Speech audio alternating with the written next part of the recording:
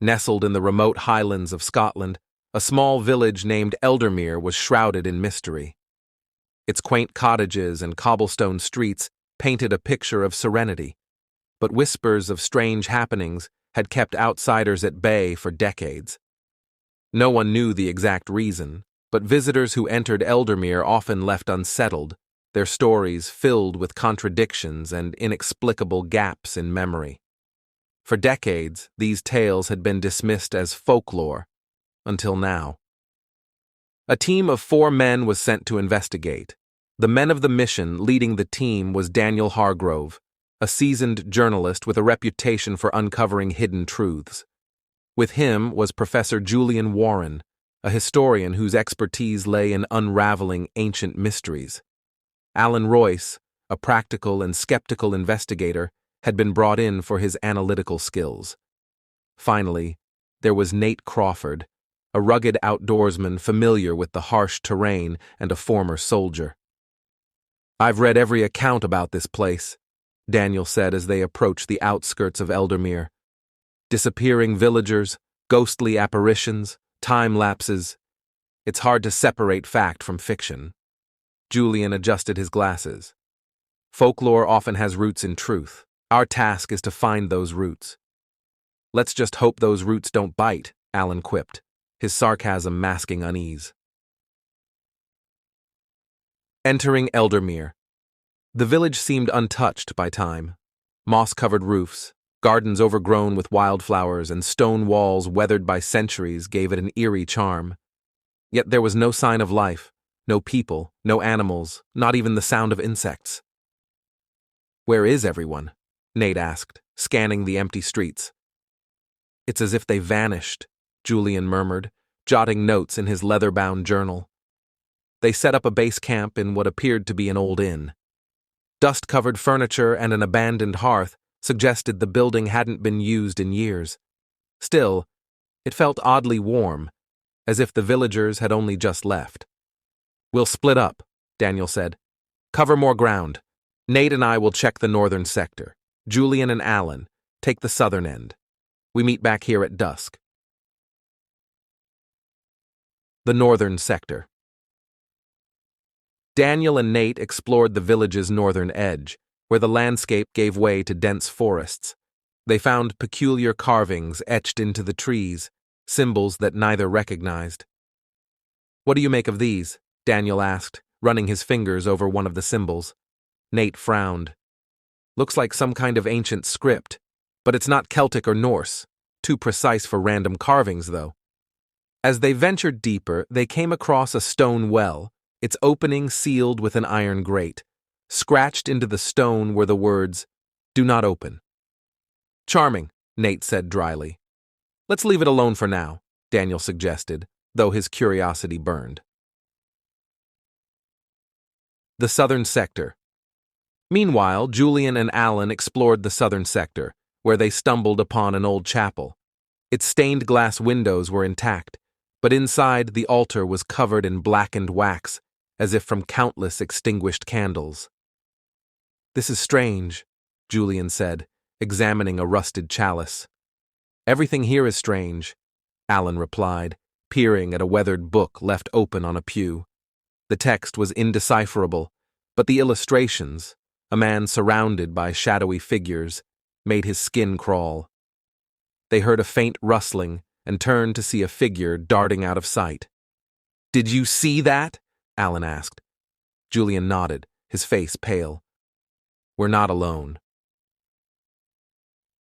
The first encounter. By dusk, the 4 men regrouped at the inn. Each recounted their findings, but the mention of the shadowy figure put them all on edge. "We need to figure out what happened here," Daniel said. "And fast." As they discussed their next move, the temperature in the room dropped abruptly. The windows frosted over, and a low, mournful sound filled the air. "What's that?" Nate asked, his hand instinctively reaching for the hunting knife at his belt. Before anyone could answer, the sound grew louder, a wailing that seemed to come from all around them. Then the door swung open, though no one was there. "Stay together," Eric commanded, his voice steady despite the chaos. The pursuit. The men stepped outside to find the village bathed in an unnatural light.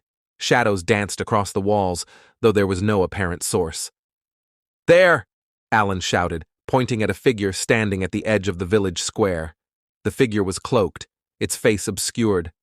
It stood motionless for a moment before turning and disappearing into the shadows. "Follow it!" Daniel said, and they gave chase. The figure led them through the village and into the forest, moving with an unnatural speed. Despite their best efforts, they couldn't catch up. "Stop!" Julian called, panting. "This is a trap." But before they could retreat, they found themselves in a clearing surrounded by the same symbols they had seen earlier, this time carved into the ground. The ritual site. At the center of the clearing was a stone altar, its surface stained dark. The figure stood beside it, silent and still. "What do you want?" Daniel demanded, though his voice wavered. The figure raised a hand, and the symbols began to glow. The ground trembled, and a low, guttural sound emanated from the earth itself. "This isn't natural," Alan said, stating the obvious. "We need to leave," Nate said, his grip tightening on his knife.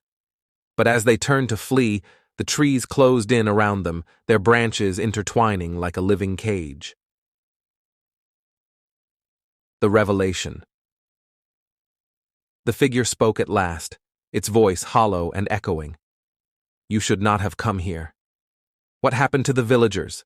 Julian asked, his fear overridden by curiosity. "They are gone," the figure replied, taken by the darkness they unleashed. "What darkness?" Daniel asked.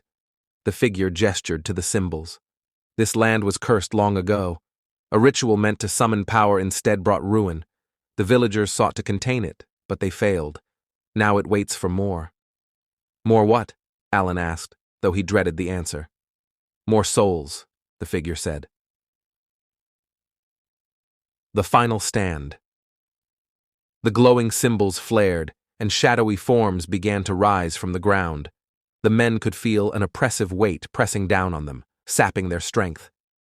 "We have to destroy the altar," Daniel shouted. "With what?" Nate asked, slashing at the shadows with his knife to little effect. Julian rummaged through his pack and pulled out a vial of kerosene and a lighter. This might work. As the others fought to keep the shadows at bay, Julian doused the altar and set it ablaze. The flames roared to life, consuming the stone and the symbols around it. The shadows screamed and dissolved, and the figure let out a guttural cry before vanishing. The aftermath. When the flames died down, the forest was silent once more. The branches parted, and the men stumbled back toward the village. Eldermere was no longer shrouded in mystery. The air felt lighter, and the oppressive feeling was gone. But the village remained empty, a haunting reminder of the price paid for tampering with forces beyond understanding. As they packed their gear and prepared to leave, Daniel looked back at the village. "Do you think it's over?" "No," Julian said quietly, "but at least we've delayed it." Epilogue. The men returned to civilization, their story met with skepticism and disbelief, but they knew what they had seen, and they knew the darkness wasn't gone for good. Some nights, Daniel would wake in a cold sweat, hearing the wailing that had haunted them in Eldermere. And in the depths of the forest, the symbols still glowed faintly, waiting for the next unwitting soul to stumble upon them. But before they could retreat, they found themselves in a clearing, surrounded by the same symbols they had seen earlier, this time carved into the ground. In a quiet corner of Vienna, nestled between cobblestone streets and towering Gothic facades, there stood a shop unlike any other. It was small, unassuming, and painted in muted tones, with a wooden sign above the door that read, "Wagner's Clockworks." The shop was owned by Albrecht Wagner, an elderly clockmaker whose reputation for crafting intricate timepieces had drawn admirers from across Europe. But Albrecht's fame wasn't the sole reason his shop was whispered about in hushed tones. Some claimed he was more than a craftsman. They spoke of his clocks as if they possessed life, of timepieces that did more than measure seconds. The uninvited customer. It was late one evening when an unusual visitor stepped into Wagner's clockworks. The shop was dimly lit, the air thick with the scent of varnish and metal. Gears of all shapes and sizes lined the walls, while clocks of every design ticked in near-perfect harmony. Albrecht, stooped yet spry for his 70-odd years, looked up from his workbench. The man who entered was tall and broad-shouldered, his face hidden beneath the brim of a wide hat. His coat was long, the fabric heavy and dark. "We're closed," Albrecht said without looking up again, his hands deftly adjusting the mechanism of a grandfather clock. "I'm aware," the man replied, his voice smooth but with an undertone of authority. "But you'll want to hear what I have to say." Albrecht paused, the tiny gears in his hand clicking softly. He turned to face the stranger, whose presence seemed to fill the room. "And what is so urgent that it cannot wait until morning?" "I need a clock," the man said. "You've come to the right place, but clocks take time, and patience is required for quality." "I don't have time," the man replied, a faint smile playing at the corners of his mouth. "And I'm not looking for an ordinary clock. I need your clock." Albrecht's expression stiffened. "I make many clocks. You'll have to be more specific." "The clock in your basement," the man said, his eyes narrowing. The forbidden clock. Albrecht felt a chill creep up his spine. Few knew of the clock in the basement, the chronomancer's dial, as he had named it. It was his most ambitious and dangerous creation, a timepiece that did not merely count time but manipulated it. He had crafted it decades ago during a period of obsession that nearly consumed him. "It's not for sale," Albrecht said firmly, rising from his stool. "I wasn't asking," the man replied, removing his hat to reveal a face sharp and angular, with piercing green eyes that seemed to see through Albrecht. "Then you will leave my shop," Albrecht said, his voice steady despite the tension in the air. The man smirked. "Do you know who I am?" "I don't care," Albrecht replied. "The clock stays where it is." The man took a step closer. "You should care, because if you don't give it to me, others will come, and they won't ask as politely." The bargain Albrecht stood his ground, though his heart raced. The clock in the basement was more than a machine. It was a curse. When he built it, he had believed he could master time, bending it to his will. But the clock's power had nearly destroyed him. He sealed it away, vowing never to use it again. "Why do you want it?" Albrecht asked. The man's smile faded. "Because time is slipping through my fingers, and I can't afford to lose any more. That clock can fix what's broken." "Time is not meant to be tampered with," Albrecht said. "The chronomancer's dial is dangerous." "So am I," the man replied, his tone cold. Albrecht sighed. "Even if I gave it to you, the clock's mechanisms require precision. It is not as simple as winding it up and making a wish." "Then show me how it works," the man said. "And if I refuse?" The man leaned closer, his voice barely above a whisper. "You won't." Descending into the basement. Reluctantly, Albrecht led the man down a narrow staircase behind his workbench. The air grew colder with each step, and the faint ticking of countless clocks seemed to fade into a heavy silence. At the bottom of the stairs was a heavy wooden door, secured with multiple locks. Albrecht hesitated before unlocking it, his fingers trembling. "You've no idea what you're asking for," he said. "I know exactly what I'm asking for," the man replied. The door creaked open, revealing a dimly lit room. At its center stood the chronomancer's dial, a towering contraption of brass and silver, its face marked not with numbers, but with symbols that seemed to shift and shimmer. The man's eyes widened. "Magnificent." "It's a curse," Albrecht said, "a trap disguised as a miracle." The clock's power. The chronomancer's dial was unlike any other timepiece. Its mechanisms were powered by a rare mineral Albrecht had discovered in his youth, chromium, a substance that seemed to distort time itself. With the right adjustments, the clock could rewind, pause, or even accelerate time. "What's the price?" the man asked, his voice tinged with awe. "Sanity," Albrecht replied. "I used it once, thought I could undo a mistake, but time doesn't like to be rewritten." It fought back. "What happened?" Albrecht's gaze grew distant.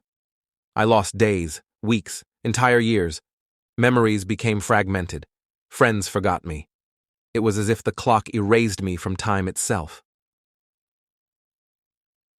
The demonstration. The man was undeterred. "Show me how it works." Albrecht hesitated but knew the man wouldn't leave without answers. He approached the clock, his hands shaking as he adjusted the dials. The room filled with a low hum, and the symbols on the clock's face began to glow. "This lever," Albrecht said, pointing, "controls the direction of time, forward or backward, but small changes ripple outward, altering more than you intend." The man stepped closer, his eyes fixed on the glowing face. "Show me." Albrecht took a deep breath and pulled the lever. The room seemed to blur, the air growing heavy. When the distortion cleared, they were standing in the same room, but the clock was new, its brass polished and gleaming. "We've gone back 20 years, Albrecht said. The man's true intentions. The man smiled, a glint of triumph in his eyes. "Perfect." Albrecht's unease grew. "You said you wanted to fix something. What is it?" The man's smile faded. "That's not your concern. It is if you plan to misuse this clock." The man drew a pistol from his coat. "Step away." Albrecht's heart sank. He had suspected the man had ulterior motives, but hoped he was wrong. "You don't understand what you're dealing with," Albrecht said. "I understand enough," the man replied. The struggle. As the man approached the clock, Albrecht lunged at him, knocking the pistol to the floor. They struggled, the room echoing with the sounds of their scuffle. In the chaos, the lever was pulled again, and the room distorted once more. When the air cleared, they were no longer in the basement, but in the middle of a bustling street. The sky was filled with dirigibles, and men in top hats and waistcoats walked hurriedly past. "Where are we?" the man demanded. "The past," Albrecht said, coughing, "and we're stranded here unless we work together." A desperate alliance. Reluctantly, the man agreed to a truce. They needed the chronomancer's dial to return to their time, but the clock required chromium to function, and Albrecht had none with him. "The mineral is rare," Albrecht said, "but I know where we can find some." The two men navigated the unfamiliar city, dodging curious glances and trying to avoid altering the timeline further. The final confrontation. After hours of searching, they found a source of chromium, a vein embedded in the wall of an old clock tower. As Albrecht extracted the mineral, the man's true intentions became clear. "I'm taking the clock," he said, his pistol once again drawn. "You fool," Albrecht said. "If you take it, you'll doom us both." "I'll take my chances," the man replied. As he reached for the clock, Albrecht activated it, pulling the lever one last time. The consequences. The room blurred again, but this time something went wrong. The clock sputtered and sparked, its mechanisms grinding to a halt. When the distortion cleared, Albrecht found himself alone in the shop's basement. The chronomancer's dial stood silent, its glow extinguished. The man was gone, erased from time entirely. Epilogue. Albrecht repaired the locks on the basement door and vowed never to speak of the clock again. He knew the man's fate was a warning, a reminder that time was not a toy to be played with. From that day forward, Wagner's Clockworks remained a place of mystery, its owner a man with secrets too dangerous to share.